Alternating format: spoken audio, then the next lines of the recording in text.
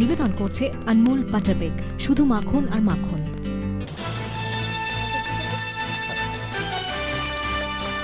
আপনারা দেখছেন মুখোমুখি রেলমন্ত্রী। আজকে গোটা রাজ্য থেকে, নানা অংশ থেকে সাধারণ মানুষ মমতা বন্দ্যোপাধ্যায়ের উদ্দেশ্যে প্রশ্ন ছুড়ে দিয়েছেন। দ্রুত দেখে নেব তেমনই কয়েকটা প্রশ্ন।